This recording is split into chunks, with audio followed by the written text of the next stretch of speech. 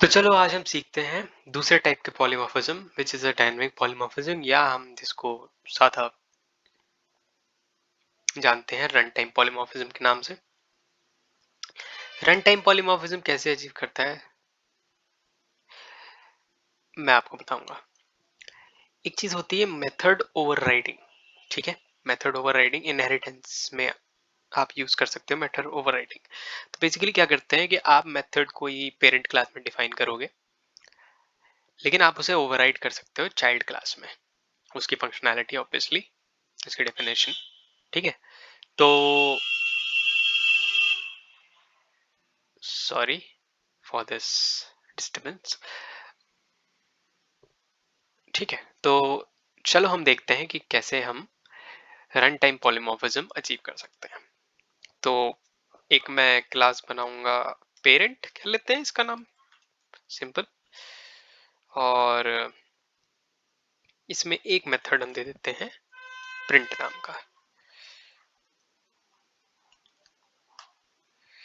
इसमें हम प्रिंट कर लेते हैं पेरेंट क्लास,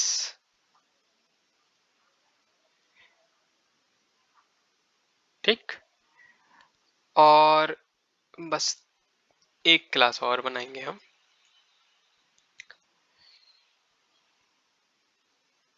चलो दो बना लेते हैं ना,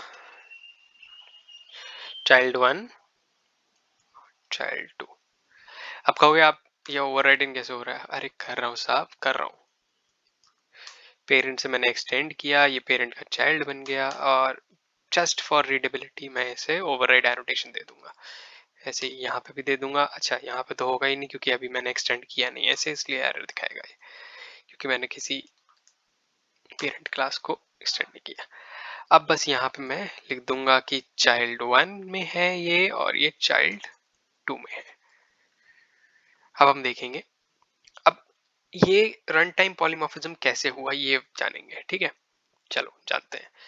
पेरेंट का मैंने एक वेरिएबल डिफाइन किया, और अब इसको मैं वैल्यू जो इनिशियलाइज करूंगा, मतलब वैल्यू जो दूंगा वो बाद में दूंगा।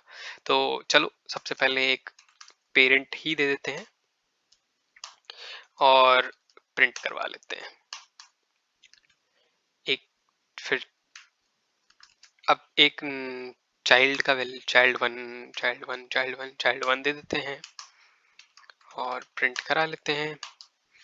और चाइल्ड टू का भी कर ही लेते हैं, ओ सॉरी, और प्रिंट करा लेते हैं।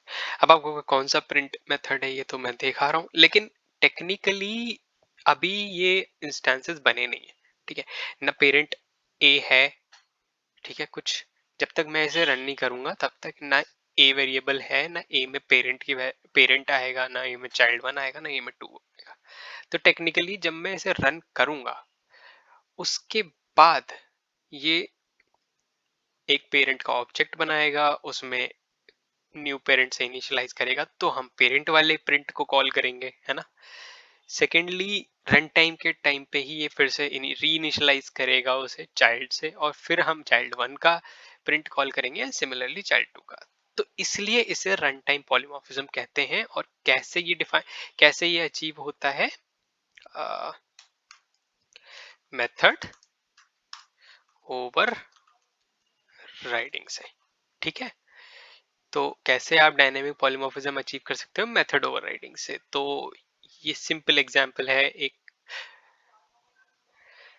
मेथड ओवरराइडिंग के थ्रू डायनेमिक पॉलीमॉर्फिज्म या रन टाइम पॉलीमॉर्फिज्म अचीव करने का।